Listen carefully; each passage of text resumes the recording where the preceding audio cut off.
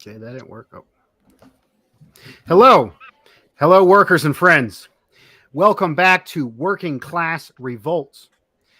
I'm one of your hosts, Dust James, the Marxist Leninist truck driver, coming to you live from my humble home in rural North Carolina. And as always, I'm joined by my great friend and comrade, union organizer from down under, brother David Fox. How's it going? Very good yourself, brother.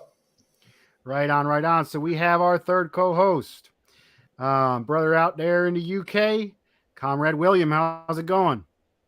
Hey guys, yeah, it's going well. Absolutely amazing. Been in Edinburgh for the past 5 days. Got 5 more days to go. So I'm only halfway through my trip in Edinburgh. Just taking some personal time out with my fiance. Yeah, doing really well. But yeah, I'm happy to be here today. I hope you guys are doing well. Right on. Thank you. And thank you so much for taking time out your holiday to be here with good comrades and good friends talking about an important issue, the transformation of society towards socialism to benefit and liberate the entire working class. And it's the working class that's going to do it. The working class is going to free themselves. No need for condescending savers to rule us from on high, including these middle-class bourgeois claim to be communists that say they got our interests but are hooked to the Democratic Party. Now we were going to go on and we're going to get down to a brother who's also in the Carolinas, has been a member of the Facebook Working Class Revolt chat. If folks are interested in becoming more involved with Working Class Revolt, we got a Twitter chat. We got a Facebook chat. We have a Facebook group. Please get at me either on Twitter directly, DustJames90. Get me on Facebook, Dust James, or send us an email at Working Class Revolt, and we can get you plugged in and more involved, have you on the show, as well as just discuss, your conditions. So we got a brother also from the Carolinas, South Carolina, Comrade Gene. How's it going? Going pretty good, Dust. How about yourselves? Right on. Well, I'm doing all right. It's a lovely Saturday evening. Little hot out, little steamy. You had a little bit of rain. I tried to cut the grass with this electric mower I got. It don't cut worth nothing. The damn grass was so damn wet. It kept shutting off on me. But it is what it is, But I'm here living. I'm here going. But let's see. Let's get right into things. So we start our show with labor updates. And labor updates are a tradition of American communists. This goes back to the 1930s and 1940s Communist Party USA, as well as some of the principled anti-revisionists continued on this history and legacy and transferred it on to me. And I'm putting it up here on YouTube and promoting principled working class American communism. And we get down to the real nuts and bolts about what it means to be a socialist, what it means to promote communism. And it ain't some high in the sky, pie up in the sky, whatever you want to call it. I'm Sister Betty Bertha better than you, and I got the communism, and y'all peasants don't know stuff, and I'm better than you. It's about reaching the masses, getting to the people, nuts and bolts, making contact, bringing the people out. Each one teach one, revolutionary education. So the labor update is a process of doing that. The labor update is when you talk about your conditions, your specific conditions in the workplace, the specific conditions and struggle that your community goes through. And then this information was set on to higher up in the organization and informed leadership of the collective. And without these democratic transition belts, there is not an effective Communist Party. And it's absolutely necessary that every worker, regardless of the development of their class struggle, regardless of how much theory they have studied, they need to be able to get just a little bit of understanding of scientific socialism. Or even if they don't understand scientific socialism, we have to listen to the people. And the people got to tell us how they're doing. And that's what a labor update is. And that's why we're continuing on this story. And we're putting this out here up on YouTube so we can talk about what's going on in our communities as well as ourselves economically and we can put that out there so people can make better decisions. As far as my circumstance, and I want to add something to this for Working Class Revolt. I talked about if you want to get involved with Working Class Revolt, send us an email and my contact information. I think I'm going to put it in the description. But I want you to send us a labor update. I want you to tell me the struggles in your community. I want you to tell me your material conditions. And when we get this from each other, and we don't rely on the mainstream media and the mainstream statistics and the government statistics, and we hear directly from comrades in the daily struggle, every day fighting for survival, we can be better informed and make better material analysis. And I want you to send me labor updates. So workingclassrevolt@gmail.com, @DustJames90, DustJames on Facebook. Send me, tell me about your struggles. Even you can think about it as just venting. If you want to vent to somebody about the bullshit that your boss is putting you through, or the bullshit the local government is putting you through, I want to hear about it. Please send me this information. As far as my labor update today, gasoline has reached $4.50 in North Carolina. And this is the highest it has ever been. And a lot of us drive utility vehicles. A lot of us live on dirt roads, and we need those vehicles. A lot of us don't have personal trash pickup. We got to bring our own trash out. We don't have delivery services. We rely on pickup trucks, and we have a lot of older vehicles because we can't afford the newest stuff. We can't afford these electric cars and all this stuff.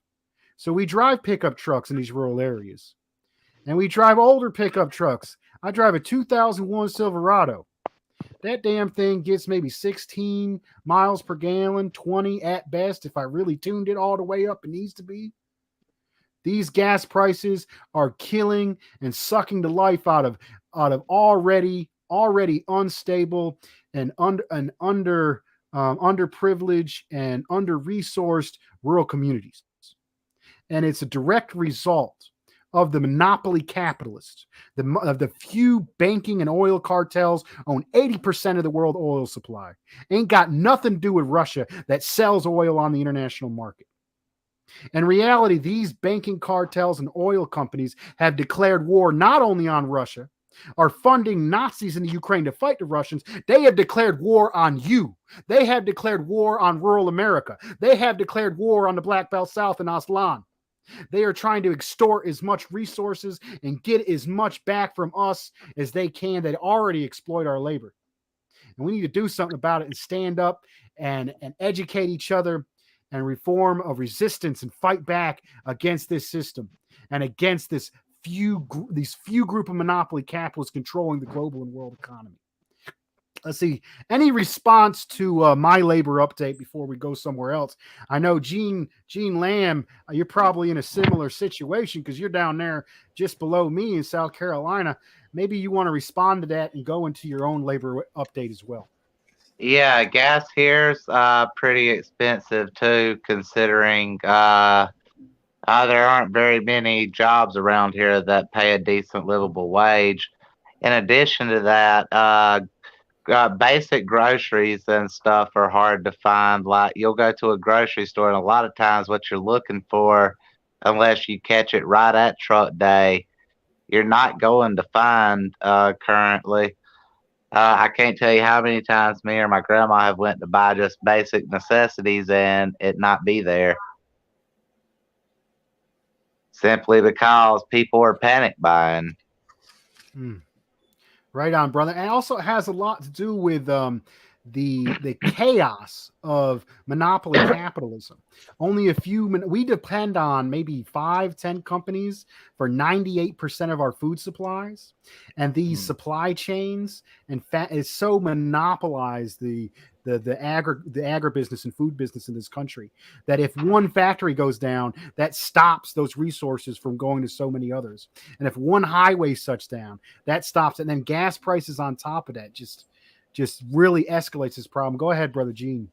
To go deeper into that, as part of the problem with the baby formula shortage in America, because there was one big company making the formula for three of the big monopoly companies, Gerber, Infamil, and Similac. They weren't properly sterilizing their equipment, which caused quite a few infants to die of Chronobacter virus and ended up with the big recall, which is now having working class parents struggling just to feed their children. Right on, brother. Go ahead, brother David Fox. Well, it's interesting you mentioned because all this because we're all suffering higher prices of everything, and I've just got something actually what we call a quarterly wages report from Union, and currently consumer price index CPI is at 5.1%. It's looking to go up higher to 5.5%, and then 6% by December, and by June next year 4.25. And what you're seeing is, but the wage share of the GDP, in fact, it has been going down pretty much since 1981, more or less. Now we're actually now below 1959, the year 1959 of GDP and wages here in Australia. But on the chart here shows you profits slowly steadying rising from the 70s onwards, up, way well above the 30% mark or even more. So the profit share of GDP has grown more than 30% over the course of that period of years. So it's interesting if you hear a government or a politician say, oh, well, we believe in high profits but high wages. Well, no, in order to have high profits, you've got to have low wages. And that clearly shows that. And actually it explains too that real wage growth does not cause inflation either. And it's interesting, inflation's just gone right through the roof here in Australia, and no doubt where you guys are as well. But we also got interest rates are going to be start increasing as well. So anyone just on an income, it's not even, you may have a couple working, won't be able to pay their house off, anything like that. So whether foreclosures are going to increase as well. Price of petrol here, you're looking well over now from anywhere from $2 to $2.20 a litre. We use the metric system. So just without sounding too mathematical, but that's a gallon to us is 3.75 litres, and that's so we're paying, and especially in regional Australia, are paying a lot more higher price in fuel than our city capital city counterparts. And a good article actually I brought up here.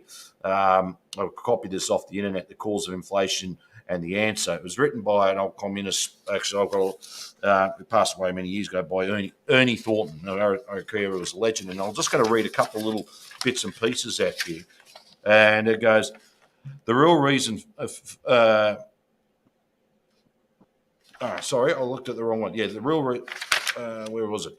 The steady. This is the one I watched. The steady increase in prices is in the interest of the monopolies, for it enables them to greatly increase their profits and value of their assets, and their power to reduce the share of the workers receive of the national wealth to eliminate the small business people and increase monopoly.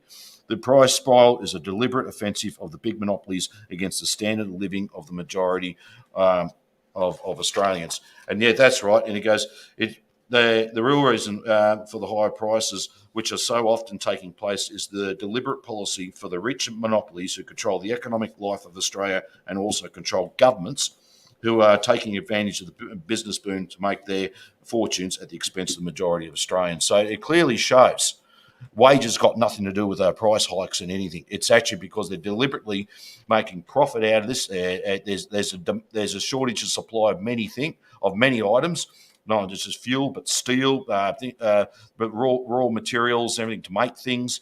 The whole lot, and they've deliberately done it, and they've increased their profit margin even more on it. So that's why. I mean, you look at oil from Saudi Arabia; they've made billions, hundreds of billions of dollars. It's not because there's, and they deliberately slow the production down further, increase the price even more. So people like ourselves here are suffering further. Thank you, Comrade Fox. Let's see, Gene, did you have any quick response before we go on to William? Your responses on inflation actually brings me to an interesting conversation I had with my grandmother the other day. She said she remembered when she was 16, she could live pretty well on $1.45 an hour. So we got to looking into it. $1.45 an hour in 1970, which was the minimum wage, is equivalent to about 10.70 an hour now, with current minimum wage in America being 7.25 an hour. So in reality, they were actually making more than us back then. The Thank you, value of their Comrade. the value of their wages was increased further. Yep. Hmm. Thank you, Comrade Gene. Brother William, any response to any of the labor updates, and also add yours as well? Yeah, it just gets on my nerves when the whole kind of world and the media and governments just constantly blame Russia for the economic crisis that the Western developed nations of the world are entering into and have been involved in for many decades now. It's insane, the food shortages in most capitalist nations now. There's food shortages. There's shelves empty with no basic foods. The food bank usage is a record high in Britain. Homelessness is record high in Britain. There's still mass unemployment due to the COVID pandemic, which has left millions of Britons unemployed with no work because they were paid off during lockdown. Just these horrible things. Gas and fuel prices obviously are rising, like we talked about. To point the blame at Russia because of a war that has been started by the NATO Nazis is absolutely insane. Nothing seems to happen economically when the United States, funds terrorist organizations in Syria and gives them bombs to blow up churches and mosques and kill innocent people in Syria. And that civil war has been raging pretty much since Zelensky took power in Ukraine. Since 2014, the Syrian civil war has been raging mercilessly. But nobody, the liberals and the synthetic left and the conservatives and fascists don't point the blame of the economic crisis to the USA, even though they've been involved in a hell of a lot more wars than Russia ever has. So to look at the state of the world and how the economic crisis that we're entering into is really a shame to blame Russia. It's anyone with a basic understanding of economics. It's clear as day. Russia is not the fault of this. People in Britain who are freezing in their own homes because they can't afford to buy gas to heat their houses, they're not thinking about some war in Russia and Ukraine. They're thinking about how the government are dealing with the needs of the working class and the working people and the labouring class in Britain. They're not thinking about international relations. They're not thinking about international global politics or on international conflicts. It's maybe indirectly, slightly factors into British economic society, but overall, generally, it is the fault of the Conservative government here, who have completely mishandled COVID-19. They're completely mishandling the fuel crisis. They're letting private corporations absolutely just take advantage and exploit the working class. They're doing absolutely nothing to step in support of the working class. And obviously, why would they? We live in a corporate neoliberal state that benefits from the corporate intervention in people's personal lives. Nothing will really change anytime soon. Those numbers those bad things that are rising, like I mentioned, they'll continue to rise. Food bank usage will continue to rise. I think since the Ukraine war began, I think food bank usage has risen by about 450% here in Britain. So more people than ever are going to food banks. I don't know what the American version of a food bank is, but it's just somewhere that working class people go, or people that are food insecure go to get pretty much free food. Most of it's given to by community donations and stuff like that, and corporations just kind of handing their leftovers to these kind of communities, these kind of non-profit organizations that help feed the poor, I guess. So that will continue to rise. Homelessness is going to continue to rise. Just mass gross poverty and unemployment. These things will continue to rise. And as it's absolutely nothing to do with the Russian denazification of Ukraine. This is a problem, a systematic problem that has started long before Zelensky took power in Ukraine. People, especially liberals, are very quick to just connect current global affairs to the economic issues of certain countries, and they shouldn't do that. They shouldn't just jump to conclusions. The problems of British economic society have been raging on and have been started a lot earlier than some Russian invasion of Ukraine. The Thatcher era, with the outsourcing of jobs to building sweatshops in Bangladesh and Vietnam and the developing nations. Millions of people lost their jobs there too. That had nothing to do with a war. Certainly not Russia or the Soviet Union as it was back then. So yeah, it's absolute nonsense, and it really, really gets on my nerves. The Conservative government here is to blame for the economic problems of the working class here. It's the job of the government to protect their people, and they have failed to do that. It's got absolutely nothing with some sort of international war. Absolutely nothing with the Russian advancement into Ukraine. Yeah, that really gets on my nerves when liberals point the finger at Ukraine, point the finger to Russia, and just blame them for all of our problems. It's unscientific, it's undialectical, and it's absolute nonsense. Thank you, Comrade William, for that update. Gene, any quick response, and then I'll do a quick conclusion on labor updates. Yeah, on what he was saying about the situation in the Middle East and all, we also got to remember that Al Qaeda in general was the U.S. funded those radical Islams to drive out the Soviet Union in Afghanistan and the Middle East.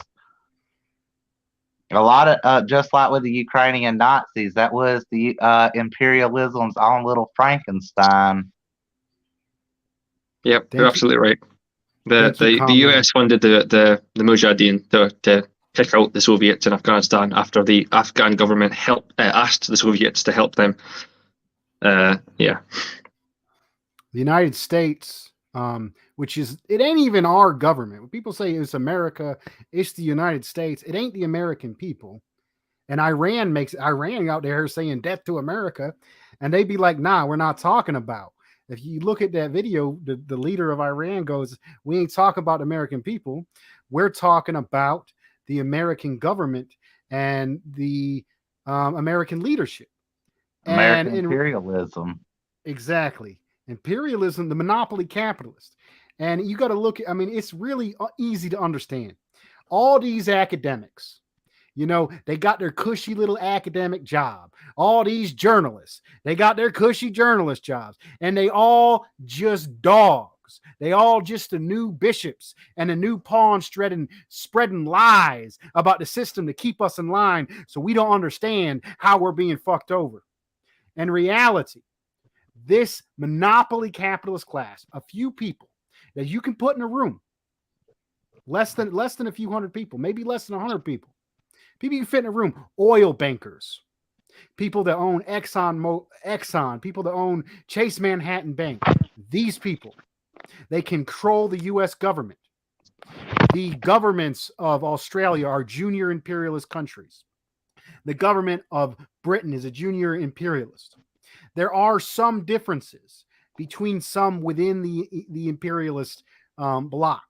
Like there's some material difference with France and Germany that's playing out, and some of the people are mad that their economies are being thrown under when a war with Russia doesn't benefit. A war with Russia don't really benefit all of us. When it comes down to it, this small group of oil bankers, they're fighting a war against Russia, and Russia is simply defending itself against decades of encroachment on their border, defending themselves against U.S.-backed terrorists, literal Nazis.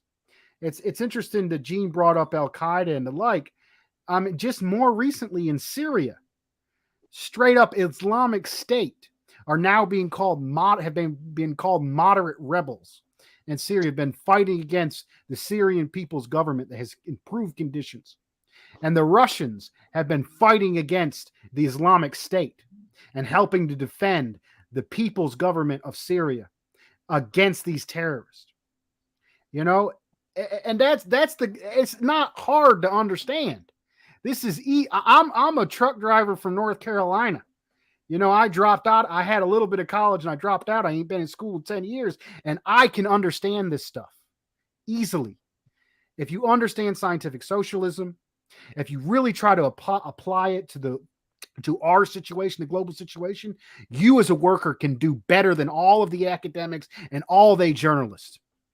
Let's say, Comrade Gene, any quick comment, and then we're going to move on to the interview section. Yeah, in that same vein, look at what they did to Libya under Comrade Gaddafi. Libya was a great nation, and now they got open air slave markets. Thank you, brother. That's a really wonderful point. So let's get into our interview section. I want to make a quick disclaimer. In the promotion of this video, we use the image of the young revolutionary, High Thurman of the Young Patriots, and back in his organizing, going back to the 70s. They were part of the Rainbow Coalition. They organized alongside the Panthers. And on his beret is an image of the Confederate flag. And I'd like to say that Working Class Revolt does not support the Confederacy, no way, no shape, no how, and does not endorse neo-Confederism any way whatsoever. We're simply using that in reference to how it was used within the original Rainbow Coalition, within the Young Patriots, as a symbol culturally of the South and of Southern people, similar to the American flag, which is an imperialist, disgusting imperialist system associated with genocide, associated with war.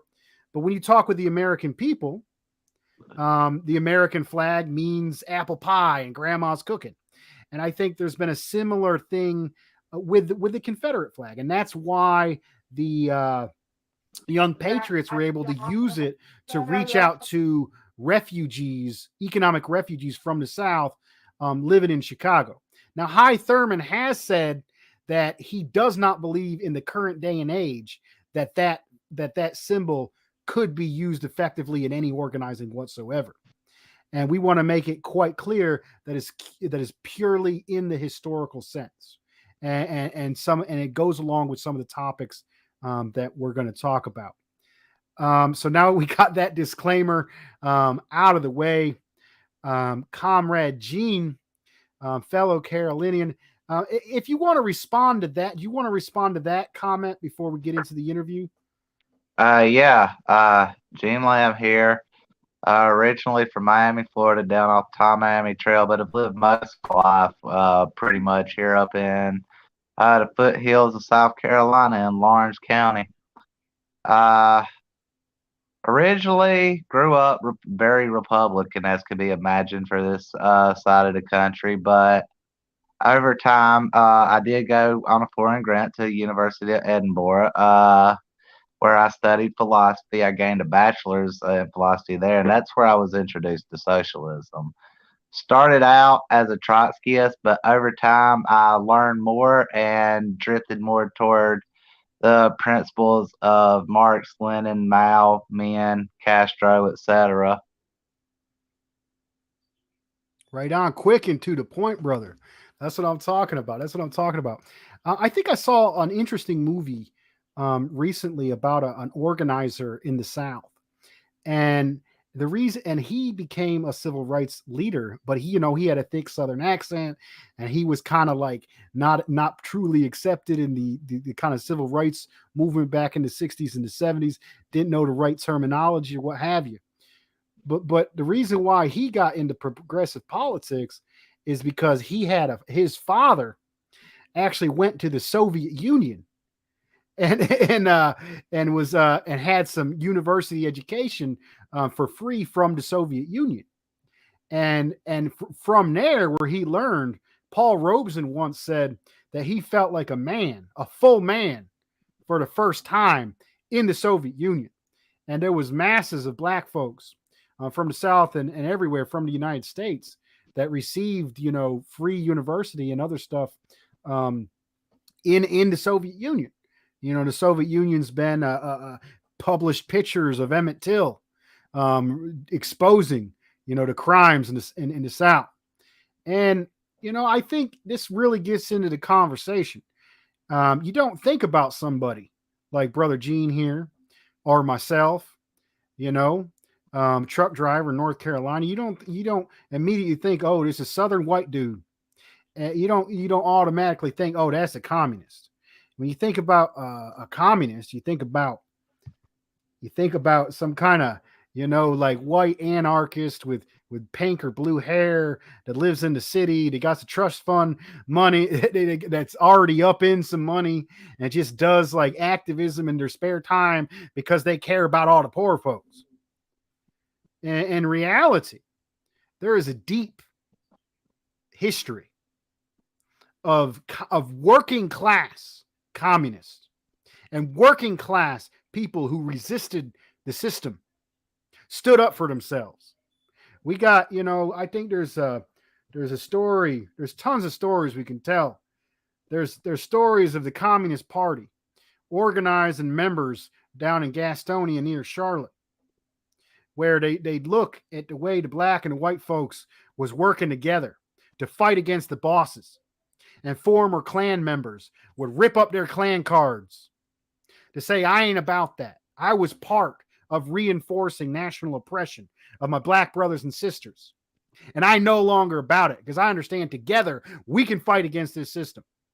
And it ain't some of this, oh, we look down on black folks because they're worse than us as some kind of hobby. We're right on the lines next to them, working in the same. Half the people at my job are black. I live in the Black Belt South, a region of the country that is exploited because of the national oppression of the Black Belt South. And there ain't no way to save the South, and there ain't no way to improve the conditions of the white worker in the South without national liberation of our African-American brothers and sisters. And we got to be able to fight against the system, unite and fight against the monopoly capitalists. I know I'm putting out a lot on the line there, but Brother Gene, maybe you can respond a little bit about, living in the South, some of the conditions in the South, as well as some of the ideas of working class communism, solidarity, and unite and fight. It's honestly interesting. You mentioned the South and how we've got a long tradition of fighting back. A lot of people don't even realize where the term redneck comes from. It stems from the West Virginia coal mine wars, where they all wore red bandanas and show solidarity. But it's also interesting that you mentioned people throwing away their Klan cards, fighting for solidarity with their black brothers and sisters. Because in my town, up until less than a decade ago, we had right on Main Street. It was called the world famous Klan Shop and Museum. It was owned by a Grand Dragon and the Klan, and the co-owner was a man named Michael Burden. Well, Michael Burden back in the 90s, he saw that wasn't really the way anymore, and like he had been communicating with some members of the Black Panther Party as well as Reverend David Kennedy. There was actually a movie made about all this with Forrest Whitaker playing David Kennedy, and the movie is called Burden. Well, he got out of the Klan, and David Kennedy and members of the BPP actually helped protect them when when the Klan tried to come after them and kill them. And now Michael Burden is one of the most outspoken civil rights activists in South Carolina, as well as being a very principled comrade. Like I personally, he used to not be a communist; he was just a civil rights leader. But over the years, I've actually got to know the man too, and he's leaned more toward Marxism over the years. It's actually interesting too because a lot of American conservatives, I've noticed personally, it's easier to talk to them about a working class perspective than it is liberals in general, because as long as you don't come at them with the words they've been programmed to hate, generally the American conservative working class agrees with us. They just don't know they agree with us. Right on. That's a lot to say. There's another story about North Carolina. There's a movie called Best of Enemies, and Best of Enemies is about a working class member of the Klan that was being manipulated. He felt like he was part of something for the first time. That's why he was in the Klan. But then he was being manipulated, and there was some civil rights leaders that was getting folks together to talk about integrating the schools.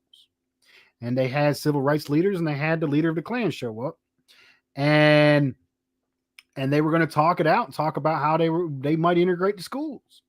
And during this whole thing, the dude who led the Klan had a disabled child, and the African American people are put in some of the worst jobs, in CNAs. Our African American and Rasa brothers and sisters are overrepresented in those jobs that take care of our elderly and take care of the sick and are underpaid.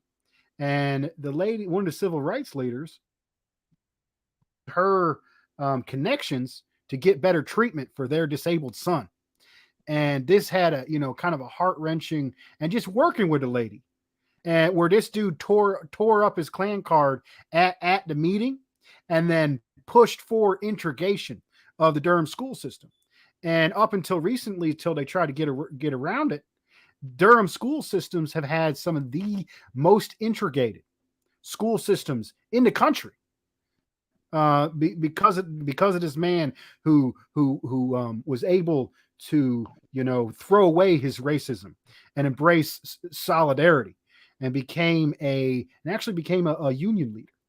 Let's see, Comrade Gene, any response or any further comments? Go ahead. No, that's actually great. I'll actually have to check that movie out about this guy. I know here in South Carolina, as far as like labor though, especially up here in the upstate, they used to be real heavy on textiles. So after all the mills shut down, a lot of these towns ended up becoming, unfortunately, very much overrun with drugs, especially methamphetamine and opioid epidemic around here. Yeah, I'm actually fortunate enough to come from the state, North Carolina, of someone they also made a movie about, the great sister, Norma Ray. Norma Ray, I actually got to meet. Her real name was Crystal Lee Sutton. And Crystal Lee Sutton was a white woman in the South, a poor working class mother working in the textile industry. And she was able to, she was in contact with some union leadership, but basically took it upon herself to unite black workers and white workers together to fight for and create a union in the textile industry in North Carolina. And Crystal Lee Sutton was, a southern white woman that liked country music, came from the country. I think they had the union meeting in the church, and was able to fight against, the entire imperialist capitalist system. Because when you mess with these companies are hooked in with them banks up there in the North or what have you. They want to blame all the racism on the South, but you got all these bankers and all these liberals putting out these policies that's reinforcing national oppression, that's keeping the black brothers and sisters down and keeping the whole entire South down. And it's messed up, and it's really good that I got to meet the real Norma Ray, sister Crystal Lee Sutton, and I was able to attend one of her memorial services when she went. And a lot of my tradition and training comes out of communists who come down to the South and integrated black and white workers and in the tobacco industry and other industries, and have been really the leaders of both labor and civil rights movement.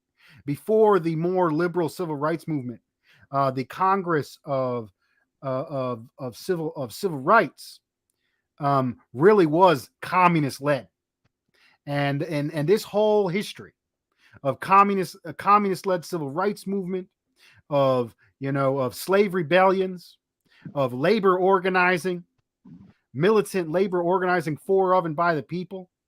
And we got history going back in North Carolina. We got the regulators, the Whiskey Rebellion. We got progressive. We got New Deal progressives in North Carolina that they don't tell us about. We got the Fusion Party. The Fusion Party was soon after the Second American Revolution.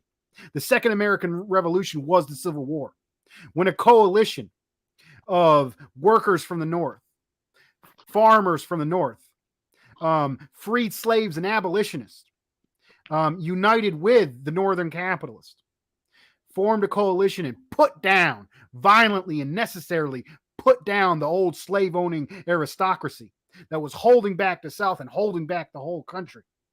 And this group, this was all over the South. This group of sharecroppers and populists, we're talking about the People's Party. And this was before William James Bryan, who did some good shit, made the fucking Populist Party racist. I'm talking about the Populist Party when the Populist Party was uniting with the Black Republicans in the South, formed the Fusion Party, and actually took government in Wilmington, North Carolina. And there was a racist coup d'etat against this popularly elected government of poor white workers uniting with former slaves. This was the Fusion Parties in North Carolina. And I didn't hear nothing about this in the history book. Ain't heard nothing about this. And I studied history. I dropped out of school studying history. I didn't even hear none of this until I talked with civil rights activists, and I talked with communists, and I talked with people in the struggle. This is where I heard this information. And there's so much hidden history of resistance in the places you think are the most backwards. Kansas, where John Brown fight murdering the white slaveholders. There's all this hidden history that's taken for us. And, you know, people in the South and people in the United States in general, we need to stand up as workers and stand up as alongside our oppressed brothers and sisters, oppressed black, brown brothers and sisters. They got it worse off than we got, and be able to fight off against this enemy, the monopoly capitalist, and stand with those around the world and the socialist countries that are essentially fighting the same damn enemy. And it's actually amazing to have a former conservative, son of the South, Brother Gene Lamb, who's come to communism on his own accord because he's what he's seen in the South, the poverty and chaos and the decline and the drug use. I had a dude we took in. My family used to, my dad was a softie, and he used to take strays in from the street, and we're already a family of 8, and we take it in more folks.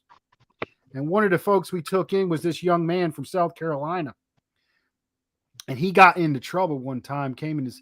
And he went down there, and I ain't gonna name his name, but he ended up with a bad crowd, and he was arming Dollar Generals at gunpoint to get the propane to make crystal meth. And this is the absolute despair and hopelessness that this economy and this society has pushed people into. It's absolute disgust, and we need a way out of it. Comrade Fox, go ahead. That's an interesting point, because you made about industries closing down in a lot of regional towns, and it's not so dissimilar here, the situation with the drug problem as well. Crystal meth's usually the main problem, opioids to a certain degree. So I could totally get that. I've seen it in a lot of regional towns here in Victoria, but no doubt wherever I travel, the drug problem, it's so in the face, you can tell it's there in the streets. And then, people have turned to something because they felt there was no future for them or whatever, for whatever reason. And a lot of times they are self-medicating as well. That's the only outlet they've got. Alcohol's still a huge issue for us as well. But when you mentioned all that, I was just sort of quietly nodding my head, yep. I get that. So, funny, this is a problem. It's not exclusively to the southern states of the US. It's also, it's here in Australia as well, and no doubt other countries. See, Comrade William, any response before we go further on? I think one thing that I learned from this conversation kind of is that material conditions of people just naturally make them more progressive. And I guess that's just kind of a scientific analytical point of Marxism, that socialism is kind of inevitable, not because we're going to force it or anything like that. It's just a natural thing. Dust mentioned the fact that it was KKK Klan members that ripped up their membership cards and then fought alongside their brothers and sisters, people of color, pretty much in the space of one meeting. And people like myself and people like Gene, who were actually previously quite conservative, and I know American conservatism and British conservatism is quite different, I think, but ultimately it's kind of the same thing. Just material conditions, actually just seeing society as it is, it does change you. It makes you more progressive.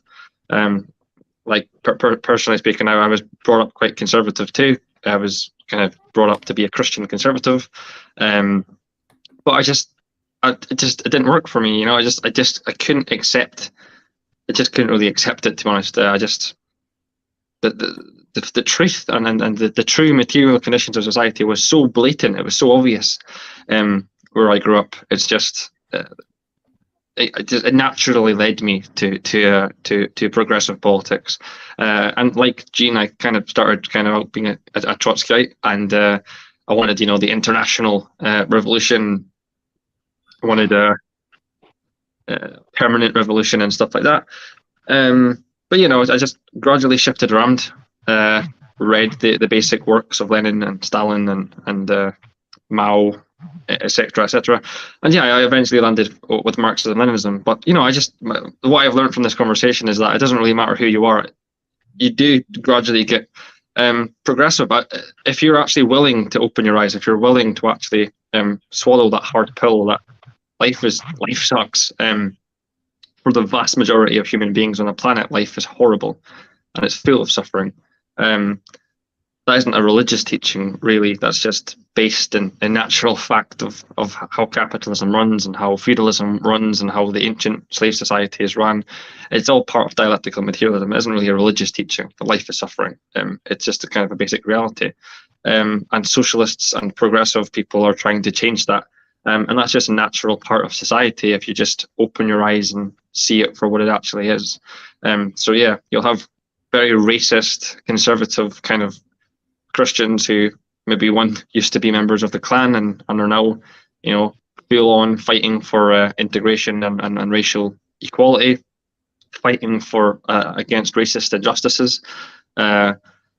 You've got ex-conservatives and people who are quite staunch Christian conservatives now on the front line of the workers' struggle, fighting for the emancipation of the international working class. It's very inspirational, and that's something that's a kind of a thread that I noticed really running through, that people change if they just open their eyes and actually just see the world for how it is. Thank you, comrade. So I want to get into a little bit lighter subject and talk about some more cultural issues. And I might confuse a lot of the European folks and maybe even some of the northern and city folks with this. And I might, disappoint some folks, but I'm not originally from the South. I'm originally from upstate New York. And believe it or not, there's parts of upstate New York that are more country than North Carolina. And and believe it or not, the cowboy hat isn't very common in the South at all. That comes from my own background. My parents, hopefully William come back. My parents actually met in a traditional country gold country western band in the 80s. And they were playing music from the 50s in the 80s. And they wore the cowboy hats and the country shirts, and I kind of carried that on. And it really, kind of fomented more as when I came down to the South. I was an economic refugee from the North to the South.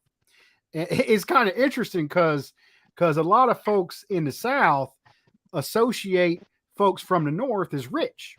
And there has been a lot of these, they call them carpetbaggers or what have you.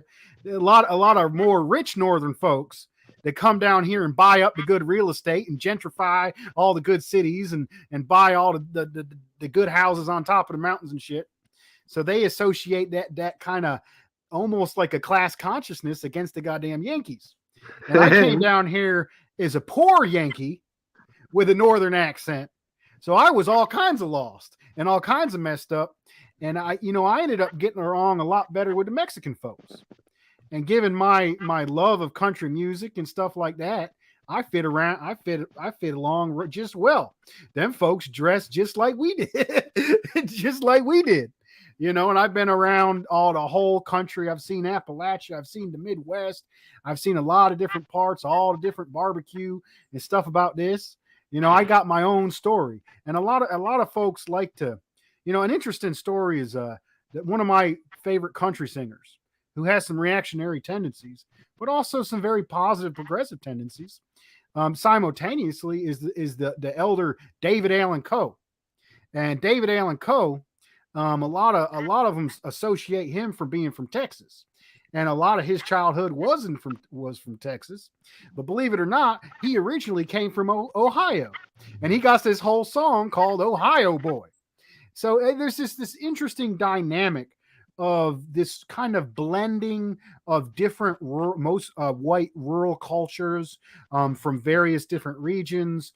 There's a lot of stereotypes among this. And there's specific, cultural understandings in the South, as well as different demographics with Appalachia, along with the Midwest. So, I mean, this is gonna blow the minds of some liberals that lump us all in together like Orientalism. Orientalism is like this idea where the people from Iraq and Iran and are all the same, and they're all even evil Muslim terrorists or what have you, even though they're completely different cultures. You have this kind of Orientalism of rural white America that kind of like blends everybody in together and stereotypes them as racist and stupid and ignorant. In reality, we're just working class people with various cultures and dialects and understandings and social conditions that are fighting to survive. Brother Gene Lamb, maybe you talk a little bit about your cultural background or any response to those issues. Yeah, I grew up in very rural. Like my trailer, my mobile home I grew up in was literally in the middle of a cow pasture. We had to lock the fence behind us when we got on the school bus every morning. Yeah, I definitely grew up on country music, hunting, fishing, knew how to clean a deer by the time I was 8 years old, knew how to field dress it. The very, very typical Southern uprising. I've worked on dairy farms since I've been grown. I've worked on produce farms. My former job that there was just a lot of layoffs. Was actually in tree service, and I actually enjoyed it.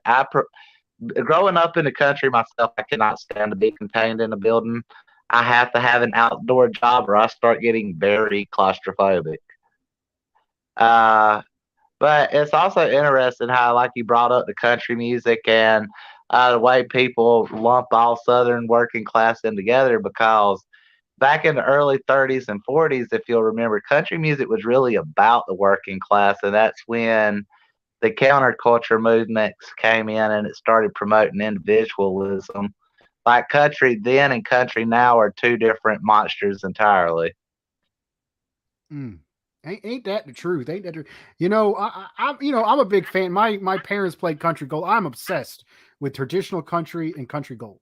I got a wall full of records, and I got a shelf that's just dedicated to country music. I think about 12 or 15 of just Loretta Lynn, and it really is something. It really is music of the people. It really is working class music. It really is an expression of the people. And a lot of folks don't realize this. I'm going to get into a lot of this thing. Is a lot of people, if you wear a cowboy hat or you talk with a Southern accent, you're trying to do something, you become a public figure. A lot of folks want to call you a rhinestone cowboy. Oh, you ain't a real cowboy. You this and that. You ain't real like country like this.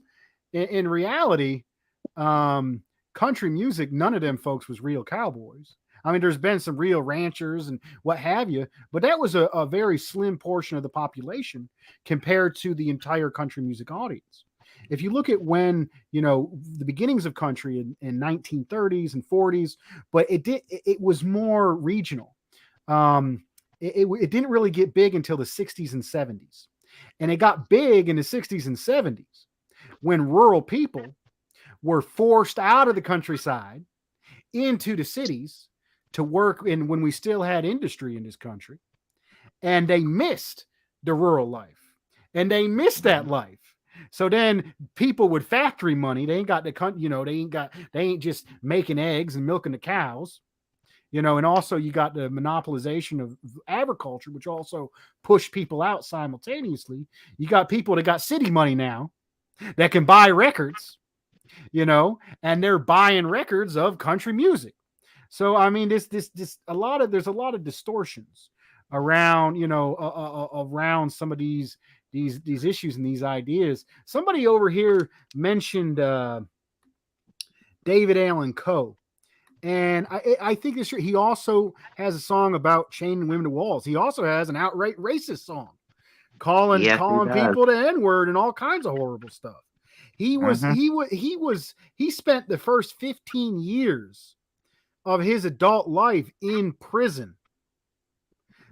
And he came from the depths of cultural hell, and lived through it, and it was able to use his talent, to become a country musician. And believe it, and it's interesting that you brought up this here. You brought about "Take This Job and Shove It" by Johnny Paycheck as an anthem. Now, I'm sorry to break your heart, but Johnny Paycheck, is a great progressive country musician. He stood with the union movement. But do you know who actually wrote that song? "Take This Job and Shove It." That was actually written by David Allan Coe. I know that's going to fuck up your mind. So you got David Allan Coe, who had some outright sexism, outright racism, that he came from the prison system. But he also wrote that class conscious song about "Take This Job and Shove It" that Johnny Paycheck made popular. And I got a bunch of Johnny Paycheck records. I'm a huge fan of his as well. But go ahead, Gene. I mean, you also have people that was writing like working class anthems too in the country music scene, like Johnny Cash, Merle Haggard, Hank Williams Jr. and Sr., Conway Twitty.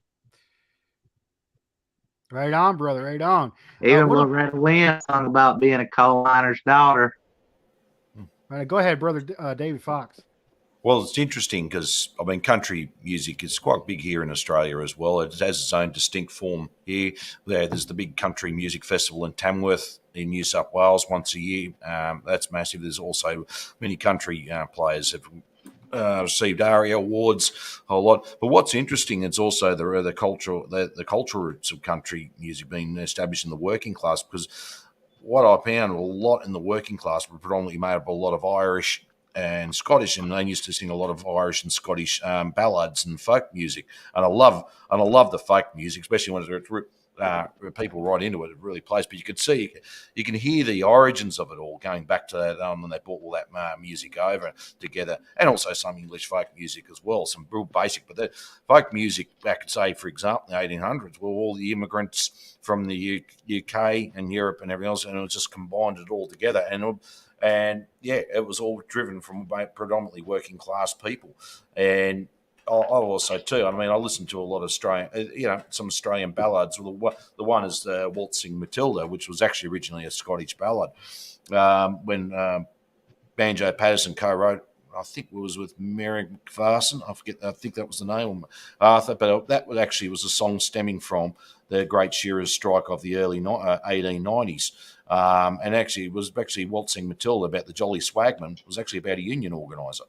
And during that time, because it was a violent conflict. And yes, wrestlers, I am cheered up. Don't get me wrong. And so and it's quite interesting. So out of that, sometimes a lot of that music actually came out of industrial, or out of class conflict as well. So it's not just like growing up or whatever, but it's out of genuine face-to-face, coal-face reality people faced. And it's some great music down to this day. It was interesting because before Federation, it was actually proposed that Waltzing Matilda become our national anthem. And of course, the authorities didn't allow that. We can't have a song about a union organiser, well, so to be the national anthem. But I thought it was quite the irony of it when people do sing it and they understand that's the meaning behind it. Right on, bro. I got an interesting story, man. I was actually in a world current events class. It was kind of a blow-off class in high school that I was able to sign up with my partner at the time. We were able to have that class, and it was interesting. It was a current events class, kind of like the stuff I'm doing here now. But in that class, actually, Australia came up, and me and my partner actually sang "Waltzing Matilda" in front of the class. I thought it was a cool sounding song. It was kind of a little depressing and offbeat, and I thought it was a great song. But that's really awesome that it turns out, it has a progressive history as well. Another thing going on that people don't understand. Well, I mean, I can mention a few more. We got, song like 16 Tons, Tennessee Ernie Ford. Got a lot of it. A good stuff. 16 tons of mashed potatoes. Hey, yeah, that's a good one. And that's then, a hilarious song. That. And then we got. Yeah, I got to do some cleaning up in the chat right quick. Yeah. All right, so. There's actually been a musical country, a neo-traditional country music revival. And I've talked about Sturgill Simpson, Jamie Johnson. Childers,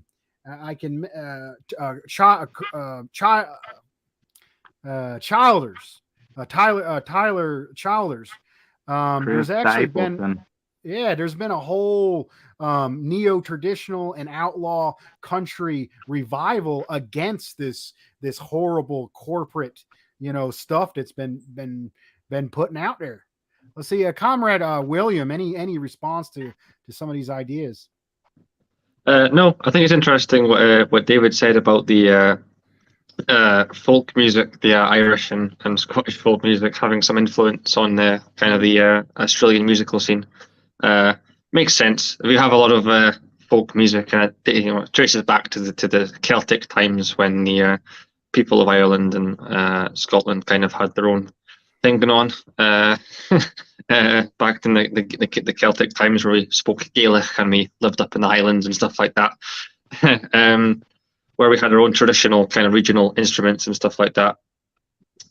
So I think that's really interesting. Well, I mean, it's a bad sign because it's obviously a byproduct of colonialism, but I think it's interesting that those cultural influences kind of even today influence the musical scene of Australia. But other than that, no, I just think, I mean, my taste in music is very different than the new comrades, so I'm not even really going to talk about it. But yeah, I'm a big fan of most music.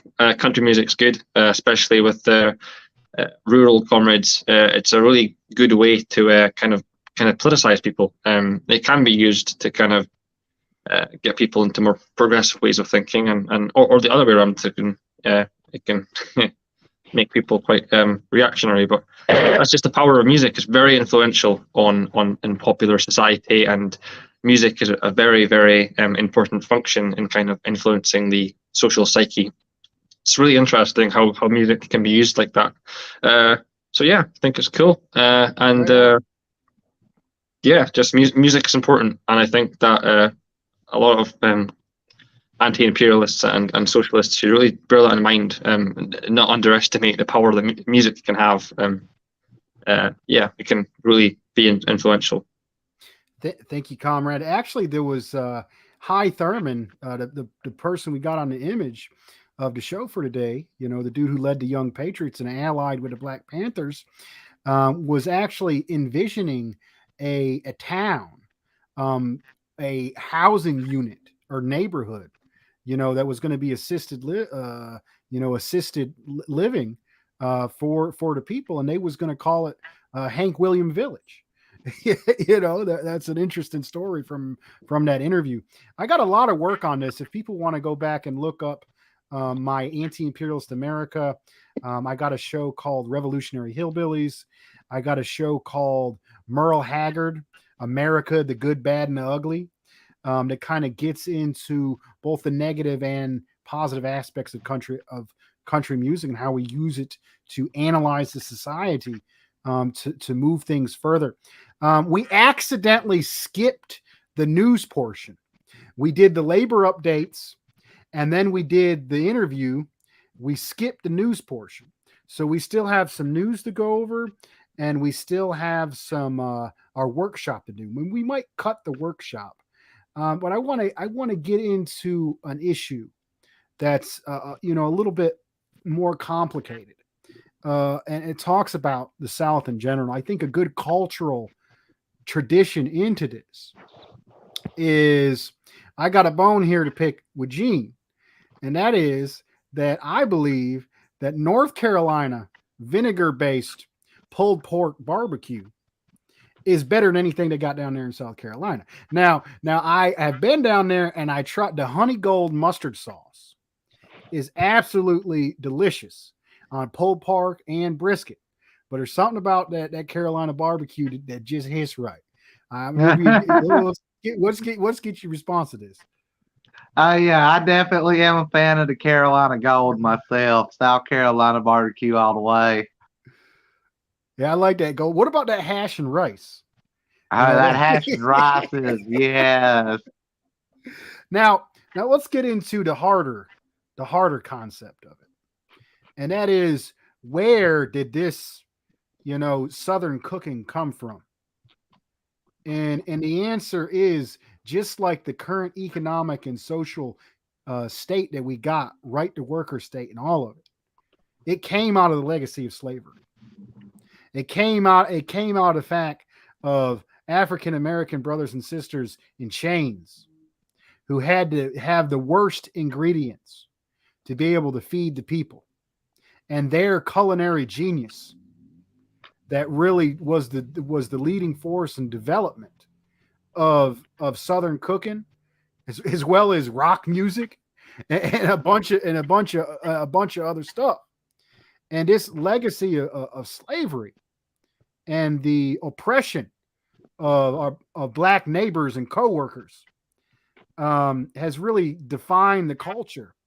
And stuff like here's an interesting thing a lot of folks don't get, and it's the history of okra and watermelon. And there's this huge negative, disgusting stereotype of black folks and lazy and eating watermelon being nasty. And there's and it's still shown today, people being insensitive, around that story. And believe it or not, along with the plant okra, it was actually transferred. The seeds themselves were transferred in black bodies to the Americas. And that's how certain varieties of watermelon and okra, which are beautiful delicacies of the South, came here, was through not only through the labor, ingenuity, and culture of black brothers and sisters, but the very plants themselves were transferred in the Middle Passage. And a lot of this stereotype behind watermelon was not only because of that, it was because when black folks finally, after the Second American Revolution, and black folks fighting against the system themselves, freed black folks were the decisive factor in the Civil War. When people finally got their own farms, and they were fought against by the governments, won't give black folks loans, and they tried to stop them all they could. The watermelon was something that black folks were able to produce and be financially stable. And because a lot of black folks grew the watermelon, and the racism to inflict national oppression really created these negative stereotypes around the watermelon, around black people in general, as being the exact opposite of what they were, of being stupid, of being lazy. And the reality is that our African-American black brothers and sisters are and have been what really built this country, built the South, gave us rock and roll music, gave us the Southern culinary culture. and you want to understand what the South is, you really got to understand how.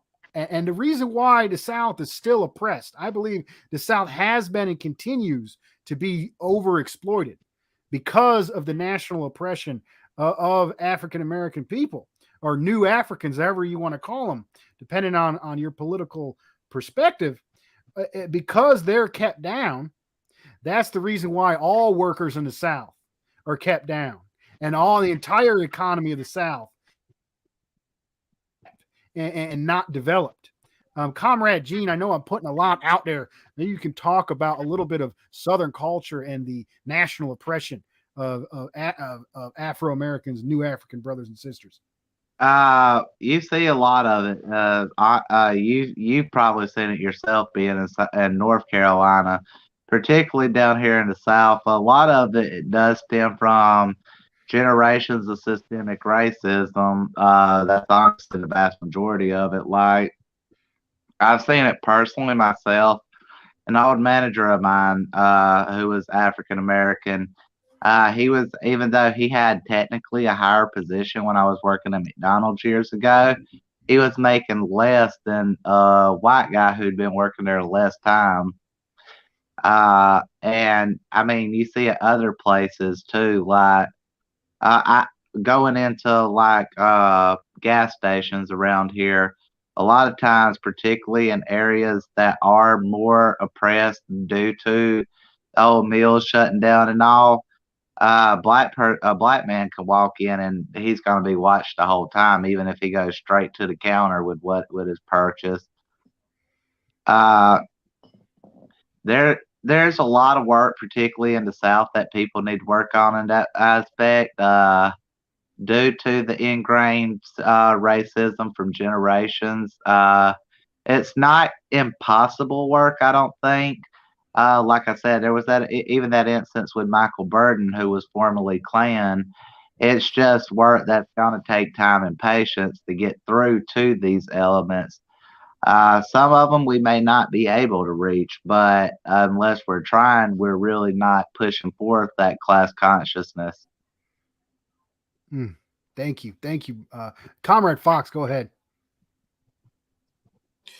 It's interesting you point that, because we will reach out for all workers out there, and like work in unions, etc. I mean, the fact is, I think what's vitally important that we stick to what's focus on what's primary, and that's the bread and butter. What's affecting workers, and we can break that down, and we can break that barrier down, because we all suffer from the rising costs of living, lower wages, trying just to live day by day, week by week. We all are in that same boat, and I feel that's where we need to jump into it, because everyone else has vacated field. And so I think that it'd be that.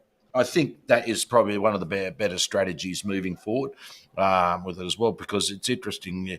You mentioned trying to reach out. We all suffer from policies that put in through respective governments. We suffer from economic crisis. We suffer from everything else, and we can band people around uniting around those common things. That's where I could break it down. And I love the old saying when I heard this from a US comrade. It said, the best way to deal with racism, the best cure for racism is the union picket line. And I thought, yeah, because we're all in it together. And we get that. We finally go, hang on, we've got more in common than we've got different. And our common foe's this over here. And I think it's worthwhile was keeping that in mind. And I know obviously there's a lot of difficulties where you are too. You've got a history there. But also at the same time, I think we could also dispel a lot of the myths, the stereotyping of people in the southern states. There are quite a lot of progressive people. There are actually a lot of good fighters for working class people come out from those states as well. They've seen the material conditions, they've experienced it themselves, and they come out to be strong fighters for it. So it was interesting. Someone made a comment before. There's actually in the northern states, you find a lot more people were racist up there than they were in the southern states. So it's an interesting point, but to take. But I think that's largely what we've got to get back to. So we've got to keep focused on what's primary. Unfortunately, what I see is a lot of people focus too much on what's secondary, not realising, well, this is the cause of it. the old saying is deal with the cause with it, not with the symptom. Thank you, comrade. So we're going to try to end up this interview section, go back to our news. Maybe we'll cut out the workshop. I think when it gets down to it, and I really like the image of the original Rainbow Coalition, where you had, poor white refugees from the South uniting with Puerto Rican comrades, black comrades, and a lot of folks, they're like, oh, what the hell is that? That right there is the enemy. You see that dude with the Confederate flag? That's a racist. He's the enemy. And that ain't the truth. The truth is the monopoly capitalists are the enemy. And Marxism ain't some kind of liberal, identity politics. I'm a communist. I know about Marxism. I'm better than you. Real Marxism is about organizing the people on the material contradictions of both class and national oppression against the monopoly capitalists. And the entire new left, we haven't had a mass working class movement in this country really since the 1930s and 40s Communist Party. If we look at the highlights of the 1970s, which was the highlight, was the height of the labor aristocracy in this country, when things were a little bit good, when folks were a little bit more bought off, more white folks were bought off. But there was even a section of white folks that weren't doing well either. And they was ready to unite with the oppressed nations. And the folks from the oppressed nations were really led the way in the 1970s period. But now we're coming back to a time where they have almost destroyed the labor aristocracy. Labor aristocracy ain't even there no more. And you got masses of poor white folks that are getting worse and worse and worse off. And I think there's really an opportunity that the synthetic left, middle class, new left deviation that did their good work. They was against the Vietnam War. That's a good thing, but they were hopelessly disconnected from the masses. They were mostly in city folks. They're mostly middle class folks, technocrats, academics. That's where the leftism been at. And this whole idea of working class revolt is we got to get communism back to the working class. That means back to the poor black and brown folks. That means rural white folks. That means urban folks. That means black folks. That means Chicanos. That means the working class, the international working class. What it is needs to get back to the roots of what communism is. Organize with each other. Stop focusing on all these social issues and focus on the material oppression of class and national oppression. Comrade Gene, go ahead and respond, and we'll move on. I was just going to state on the matter that you're absolutely right. One of the biggest conflicts right now among the left is identity politics. Identity politics in general, you can drop one little thing in regards to it and just watch an entire chat try to rip each other's throats out. People are more focused on identity politics than the real issues. Yeah, I think that's interesting. Go ahead. They manipulate. I mean, the gay rights is important. Race is an important issue. But when it gets down to it, we're materialists. And we need to look what's affecting on a material basis the majority of the people, so that we can organize and fight against that. The class struggle, the national struggle, doesn't come from, you're the best, whatever, you're the best leftist or what have you.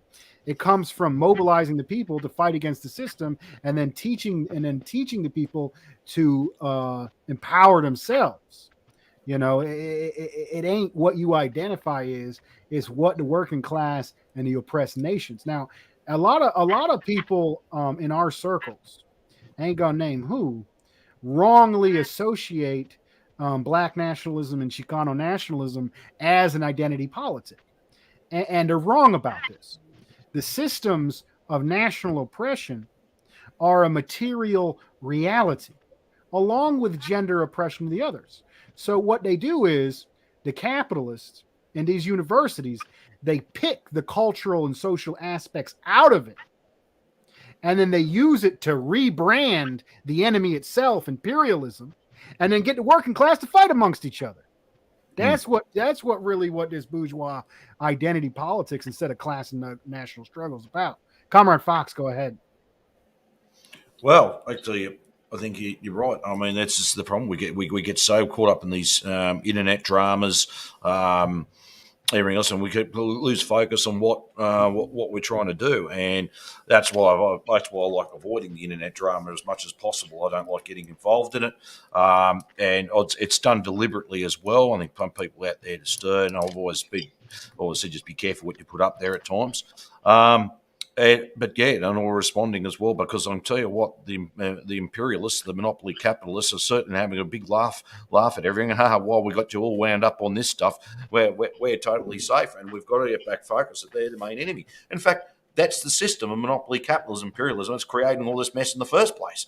So people need to wake up and focus. They're the enemy, not each other. We may have a little difference of opinions, but look, I'll just say, hey, show a bit of respect for each other. If there's a difference of opinion, you sometimes have to agree to disagree.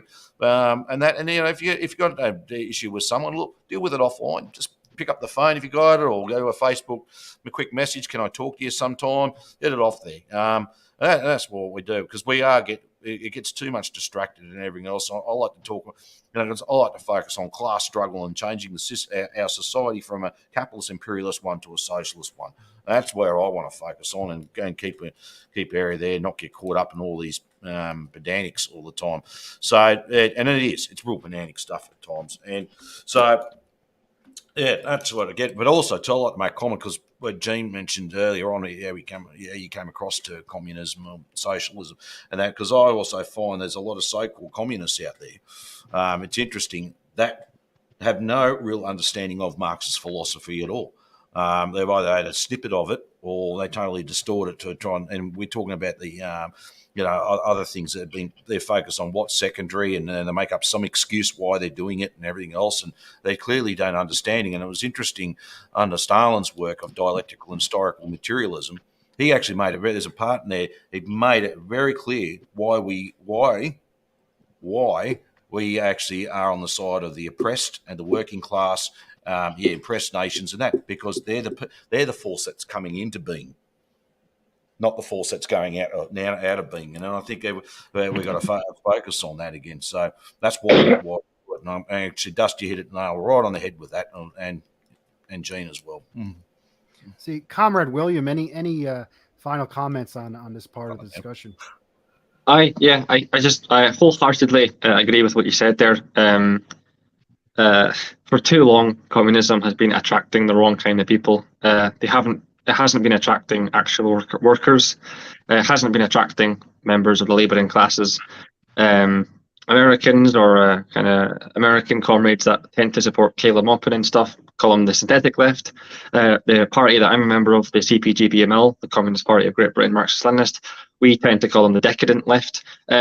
Ultimately, we're talking about the same people. And yeah, these people, very idealist, very privileged, usually white kind of university students, just this kind of intellectual kind of young class.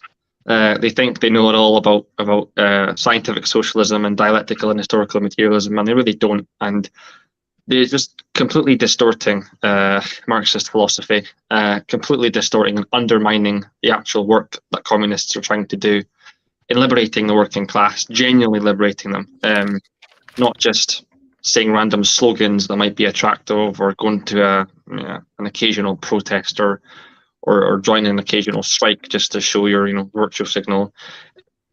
We have a scientific basis to genuinely support and attempt to emancipate the international working class, and it worked in many nations through history in Eastern Europe, in Africa, and Latin America. Socialist governments have succeeded in advancing society forward past the point of capitalism. This is just science. So yeah, this synthetic or decadent left really needs to go. Real communists, real genuine working class comrades really need to stand vehemently opposed to these people. We have to divorce ourselves from these people, and we have to bring back actual working class scientific socialism. We have to start attracting actual workers, go out to workplaces, speak to workers at picket lines during strikes, speak to people, passers-by, get them talking about their actual issues, about the issues that affect them: housing crisis, economic crisis, employment, wages. When I was a member of the CPB, when I was speaking to people, and I had a role in interviewing new comrades, and I had to. One of the questions I asked a lot was, how did you get into Marxist philosophy, and how did you become a leftist? And I'm a Marxist. And a lot of the people who had joined the YCL and the CPB had said that they got their first job at maybe 18, 19, and they were really attracted by Marxist analysis on surplus value and capital accumulation, and they had friends or family that led them to read that little passage of Marx and Capital about surplus value, and that's what actually radicalized them to become a Marxist. Those people are the people that we want in communist organizations, real working class people who actually see the exploitation that capitalism consists of. That's the kind of people we're trying to help. The working class who actually just see the bullshit that the gig economy gives out. Those are the people we want, and we really need communists to be fighting for that. We need to bring back that working class socialism, that scientific socialism that really attracts the working class. And we need to do that by speaking to people, out the movement into the masses, as Caleb would say, and we have our own similar slogans here, but it can't just stop at slogans. We actually have to practice what we preach. We have to go out and actually talk to people. We can't just virtue signal, wave flags on social media. We actually have to speak to people and be sociable and actually, seriously show that we care about the needs and the material conditions of the working class, because we are the working class. Well, we're with them every step of the way. So, and it's the only way to advance society forward. So. Thank you, Brother William. A lot of insight there. So we forgot to go over the news section, and we barely have any time left. So I'm just going to quickly go over some things, and then we're going to go into our workshop. I want to start I'm just going to talk about Latin America. The United States tried to hold a summit of the Americas, and they refused to invite Nicaragua, Cuba, to the conference.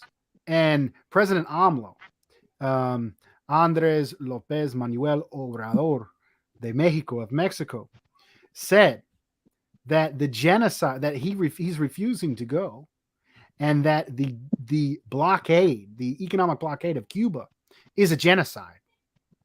And that's some very positive things from not even a Marxist-Leninist, just a social democrat of an oppressed country, because of the economic conditions of Mexico, is pushing him towards an anti-imperialist stance, along with the falling in position of U.S. empire.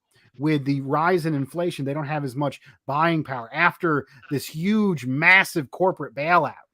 They were hoping that, like always, that the U.S. dollar as the world's reserve currency would just, push all the cost of inflations onto the oppressed nations. That they printed so much damn money in this recent bailout, that's no longer the case. So it ain't Russia that doing it. This damn bailout of the corporations had a lot to do with this inflation, and it's actually killing the empire is swallowing itself whole. It has no direction. It has no understanding, which is, a good thing and a bad thing for U.S. workers that depend on the U.S. dollar. But we're seeing a lot of positive stuff as well as resistance in Latin America. Another issue I want to talk about is I think we can go right into the workshop. We've lost a bunch of folks. Hopefully they come back. William's back. Let's see, Comrade Fox. A quick response to that before we go into our workshop. Yeah, well, look, we've got the news about that. What the U.S. government's trying to do in Latin America. I think they've always I think that they don't want to let that go either, because I think they're failing everywhere else, be it in Europe with Ukraine, they're also and Russia, but also too will be in the Pacific region, because we're more focused here for the Pacific. And just to bring us all up to speed there, China's made it very absolutely clear about Taiwan now. They're not going to tolerate any separatism or breakaway about Taiwan. So and obviously Taiwan's part of China anyway. And the Australian government has recognised it many, many years ago. So has the US government, but now it's certainly the geopolitics are going to intensify here as well. But it just sounds like the whole global monopoly capitalism, aka imperialism. Yeah, once again, you can see it's starting to come out of being, it's going out of being. Well, and not quick enough, far as I care, but it should go faster. But however, it just comes to show you how it's just becoming really desperate wherever it goes, and it's losing on every front now. Comrade Gene, go ahead.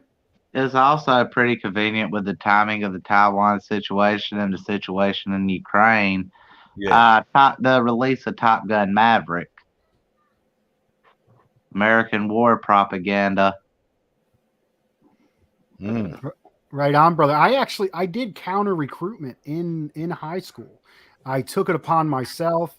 I saw how how poor black and brown people was going over to kill poor black and brown people for the benefit, of the monopoly capitalists and the rich folks instead of us. So I went, and I knew the recruiters were straight up lie to people.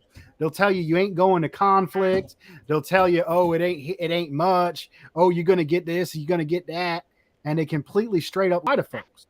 So, I did an internship with the American Friends Service Committee, worked with some Quakers and other folks, and I put out Truth in Recruitment. Now, that movie, Top Gun, a lot of Hollywood scripts are straight up written by the military and the State Department.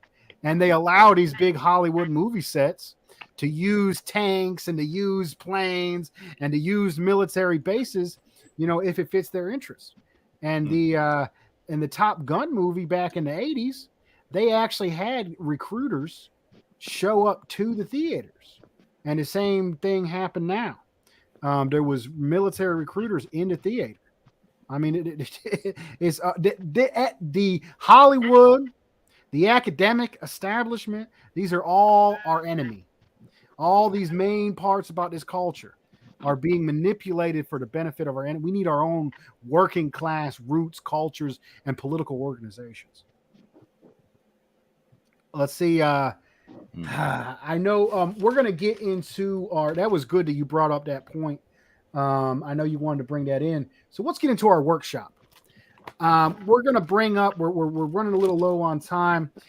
I'm going to bring up what I believe to be an unprincipled position. And I'm going to pretend to put out that position. And then brother Comrade Fox is going to respond to that. Then y'all will respond to it. And then I'll have the last word on it. And the specific thing I'm going to bring up is this synthetic left, idealist, identify as better than because they think they know Marxism better, which is the idea of campism. They call us anti-imperialists. We're not real Marxists. We're campists. So somebody would say, but anti-imperialists are not real Marxists. They don't understand Marxism. Marxism is a pure ideology where only the workers have power. And it's a beautiful democratic state. It ain't like Russia. It ain't like those horrible, evil Russians. It ain't like them horrible, evil Chinese. And Iran and Syria, those people are disgusting people. Why would you identify socialism with that? Now, how would you respond to a comrade like that?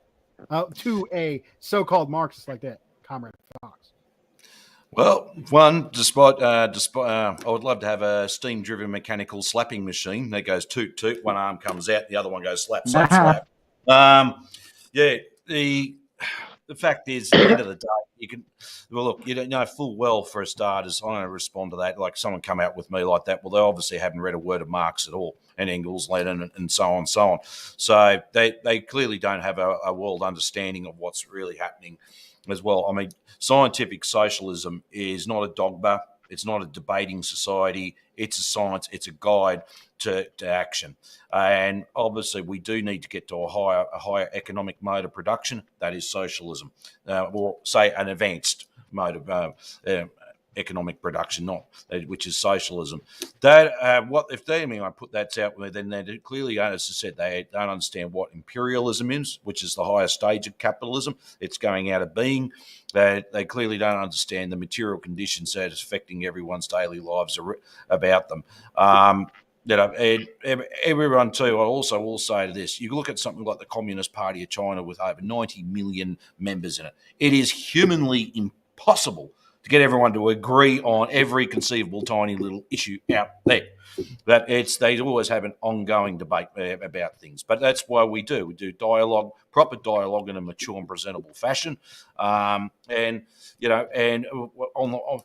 best develop the way forward. And the thing is, with scientific socialism, it's not just a theory; it's put into practice, and we see what works and what doesn't moving forward. If someone come along like that with me, well, one, there's a couple other words I'd like to say to them, but just on that, their arguments have got no material foundation at all.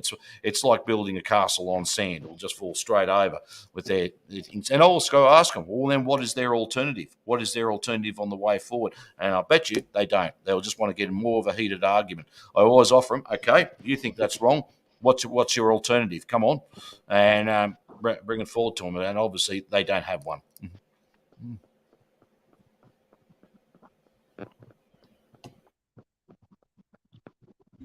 Comrade William, how would you respond to such a position? Yeah, I think it's interesting how these progressive types, they have a very pure and utopian kind of view on socialism. They kind of really only support maybe Cuba, very ultra leftist positions. They don't support the DPRK because they believe in the imperialist propaganda. They don't support China because they think it's a dystopian kind of thing. They only really support, maybe Cuba, maybe some other historical nations. Very kind of pure socialism, very utopian, very unscientific. These kind of utopian kind of socialists, they're obsessed with identity. They're obsessed with slogans. But actually, when you break down to it, when you actually dive into what they actually believe, they have absolutely no idea what Marxism actually is, or what Lenin said. They don't have absolutely no idea about what Marxism actually believes in, and that, like David said, imperialism is the highest stage of capitalism, and it's not that complicated of a theory. It's not that complicated, to say that imperialism is the biggest contradiction in global society right now. It's like, it's important to ally with and critically support non-socialist, anti-imperialist governments, and that's from a very simple fact that every single action that the kind of multipolar kind of more anti-imperialist governments do directly helps in the emancipation of the working class. Russia is by no means a socialist or a Marxist-Leninist state, but its anti-imperialist actions in Ukraine and killing Nazis is absolutely a good thing, and it should be celebrated. And yeah, Russia is our non-socialist, anti-imperialist friend. And Syria, Syria isn't a socialist state. Bashar al-Assad, he's not socialist, but he is a fierce anti-imperialist fighter, and his actions and what he's done in rebuilding New Syria and retaking the people of Syria back from the imperialist hands is absolutely a good thing, and that those actions directly help the international working class.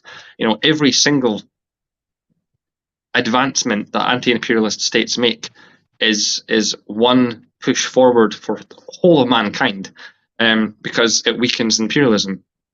Anything that weakens imperialism should absolutely be celebrated, even if it isn't carried out by socialists or communists. So yeah, sure, support actual existing socialism. Support the DPRK, China, Cuba, Vietnam, and Laos, Nicaragua, and many other countries. But also support the non-socialist, anti-imperialist governments too. Russia, Belarus, Syria, Venezuela, Iran. These countries should also be supported critically. So yeah, these pseudo socialists that are just here as a fashion statement and are obsessed with identity and just labeling things. Oh, real socialist, not real socialist, dictatorship. Oh, it's evil dystopian society. They just are obsessed with labeling things, and it's a dangerous path. It does absolutely nothing. Practically, when you actually look at the material reality, every single defeat to imperialism, doesn't matter who weakens imperialism, whoever's doing it should be supported. And Mao has a very famous quote. It's support what the enemy opposes and oppose what the enemy supports. So if your government is a capitalist imperialist nation and it's telling you to hate a government, chances are they're probably doing something good for society. So when the government tells you to hate Russia and blame Russia for all of your problems, do the opposite. Maybe actually support Russia, because what it's doing is actually probably advancing humanity. Thank you, Comrade. Just a quick point of clarification. Comrade Dash brought this. Syria is Ba'athist, isn't it? Which is actually a type of Arab socialism. And if you look at their economic structure, a lot of planning and socialistic measures have really improved conditions in Syria. I think if you look at Iran, which Comrade Yankee Tanky brings up, they're openly anti-communist. They're for socialism, but not Islam. I mean, they're for not capitalism or socialism, but Islam. And they also, even though they claim to be anti-socialist, have in the need to fight against the imperialists, have actually implemented a lot of socialistic and planning measures. Let's say I know Comrade Fox wanted to respond. Yeah. Go ahead, Fox. Yeah, just a quick response to Roscoe. The Syrian government, it's not just the Ba'ath Socialist government, it's a coalition government with the Ba'ath Socialists, the Syrian Communist Party, and many other progressive and anti-imperialist forces in there too, which obviously has got the overwhelming support of the Syrian population, including the trade unions and farmer organisations, many others. Let's say, Comrade Gene, how would you respond to this kind of elitist campist position? The way I would respond to it, I've actually had this debate before. A lot of these idealists, they're against the idea of authority, but Lenin, Marx, and Engels all made it very clear that authority is necessary, especially in the early stages, to prevent a bourgeois counter-revolution. A prime example of this would be Salvador Allende when he was overthrown, or even with the Ukrainian situation. That and a lot.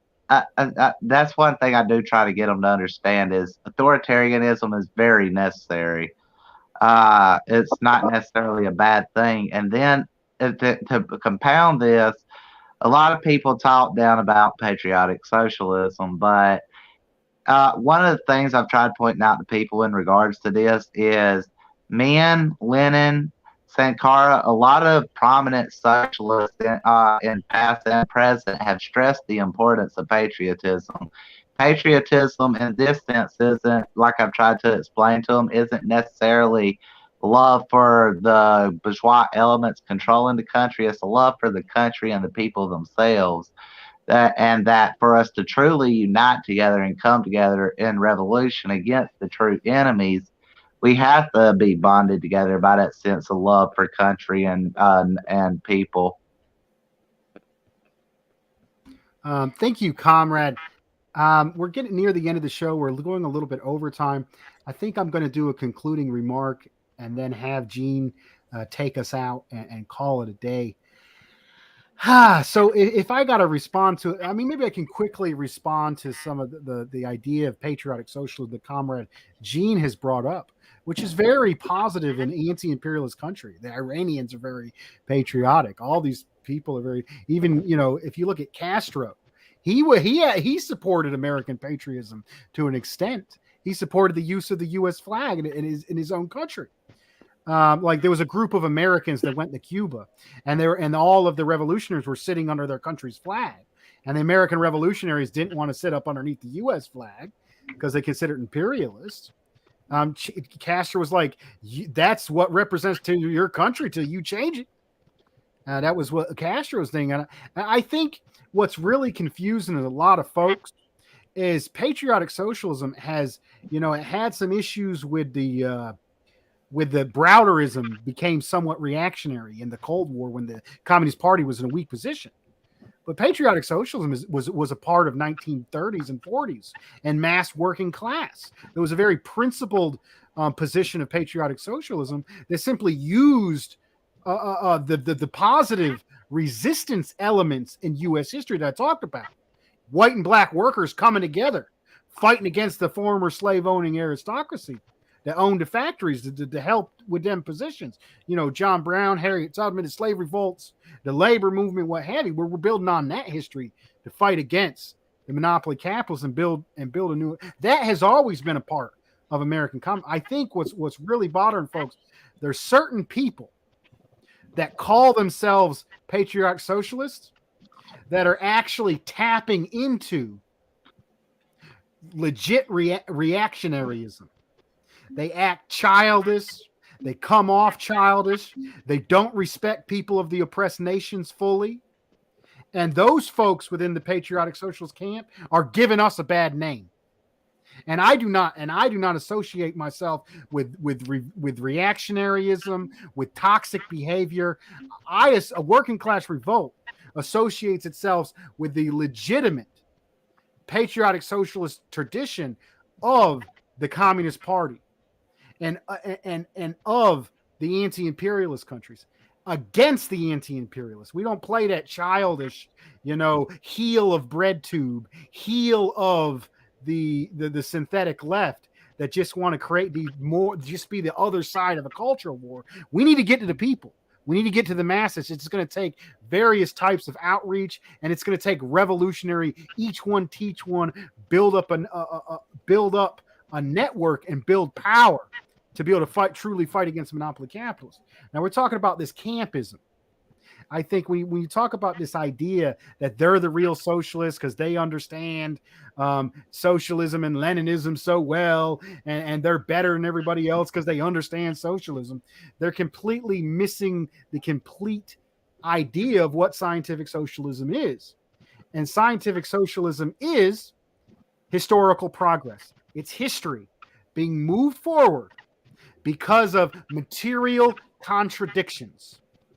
And the main force holding back socialism and progress and democracy in the world are the monopoly capitalists. And they ain't in Russia, and they ain't in China like the media tells you to do, lies about. They are right there in Washington.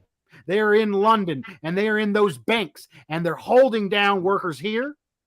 And they're trying to attack Russia because Russia is allied in improving conditions in Venezuela, allied with Syria, improving conditions there. Russia is allied with China. The Soviet Revolution was an anti-colonial revolution, and Russia never was given the opportunity to become an imperialist state, and has actually after the neoliberal period, where the Americans loved Yeltsin. With Putin, the nationalization of oil and different resources, they have aligned with China. They have aligned with the oppressed nations. And the war in Ukraine is a flashpoint in the global class war. Somebody is finally standing up against the U.S. monopoly terrorists. The Russians are on our side. The Chinese are on our side. All these people, they tell you enemies, are on our side. We're fighting against the same enemy. The same people that raise the gas prices. They want to blame Russia. They want to blame China. The monopoly capitalists, the bank and oil cartels are the ones that don't pay us enough for.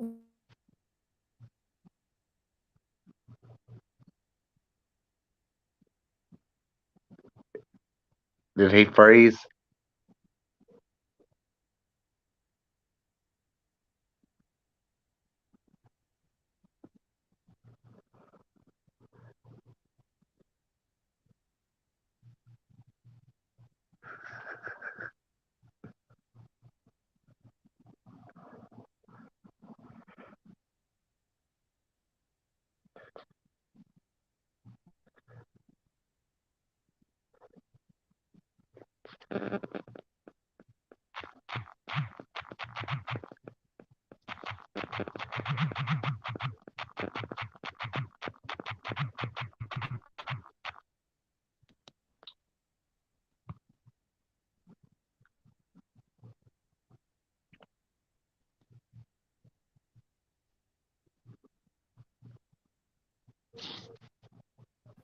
Well, I was on mute there. Well, we're waiting for Dust to come back on. I've just sent him a message that he had a bad connection and he's frozen there. So he's obviously fixing something up there. But Gene, did you want to finish off anything?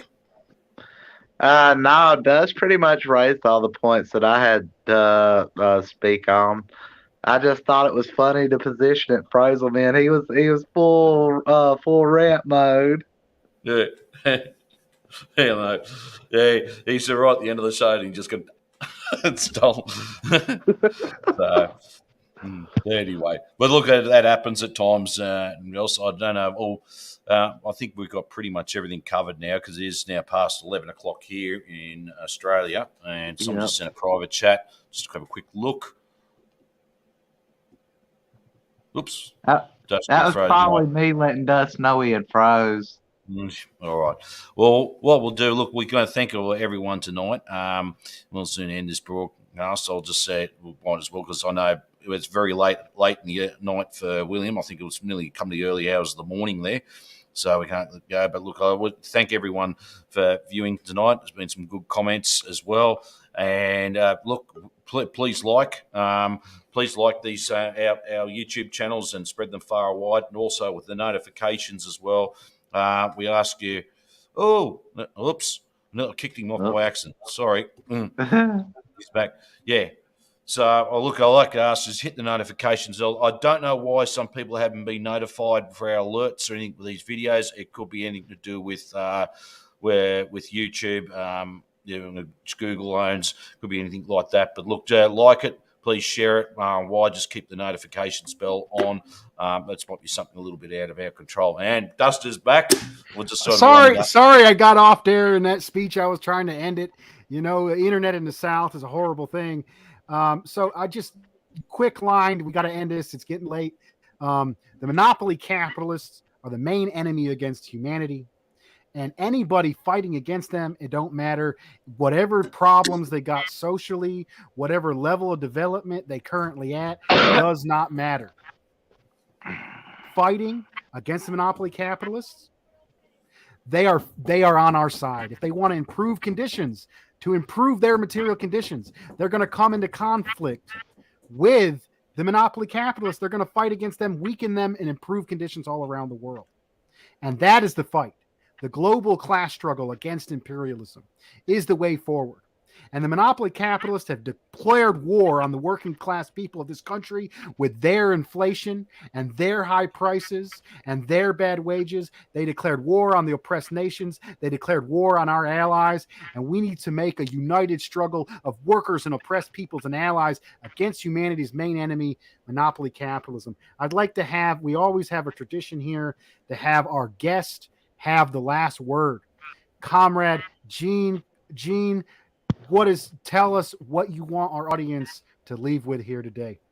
I just want our audience to leave here with a clear understanding of why we shouldn't divide ourselves among lines such as identity politics, but we should be fighting together toward a common goal, establishing socialism, fighting back against the enemy, the monopoly capitalists and the imperialists that make life difficult, not just for us here, but also abroad. Right on, comrades. So everybody raise their fist and repeat after me. Dare to struggle. Dare to struggle. Dare to win. Dare to win. All power to the people. All power to the people. Right on. Thank you. Thank you. Good night. Good night.